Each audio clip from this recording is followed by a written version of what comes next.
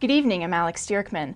A proposed change in the House Republican budget in Congress would tie Social Security's cost of living adjustments to the Consumer Price Index, aimed at helping reduce the ballooning national debt. But seniors groups like the Indiana Alliance for Retired Americans say change to CPI could cost seniors as much as $6,000 in benefits over 15 years. Indiana's 7th District Congressman Andre Carson is proposing a formula called CPI-E that is specific to seniors and how much their expenses are increasing. Alliance President Elmer Blankenship says CPI-E would result in a roughly $8,000 a year benefit increase for senior citizens. And Bloomington's annual 4th of July fireworks show is not taking place this year because of finances. AMVET's Post 2000 normally hosts the event at the Monroe County Fairgrounds, but officials say they've been losing thousands of dollars each year on the event. As WTIU's Rachel Morello reports, the lack of a central fireworks display is likely to increase attendance at smaller displays. Southside Christian Church is perhaps the perfect place for a fireworks show.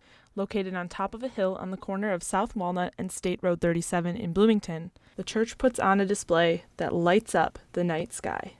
Parish member Craig Binkley is the show's pyrotechnician.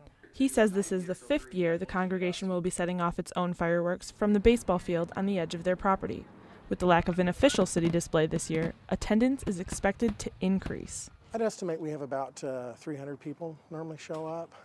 I would expect with other shows not shooting this year that we'll probably double that.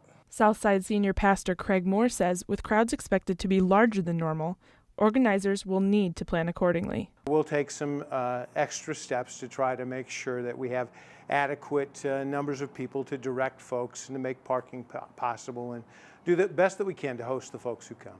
Local first responders say they are also taking extra precautions and expect more incidents this year because more people will be shooting off their own fireworks. State law allows fireworks to be discharged between 9 a.m. and 12 a.m. on the 4th of July. Launch sites may include personal property, property of someone who has granted permission, or community-designated discharge locations. For WTIU News, I'm Rachel Morello. And here's a look at the weather. Tonight will be partly cloudy with a 40% chance of thunderstorms with 63 degrees as the low.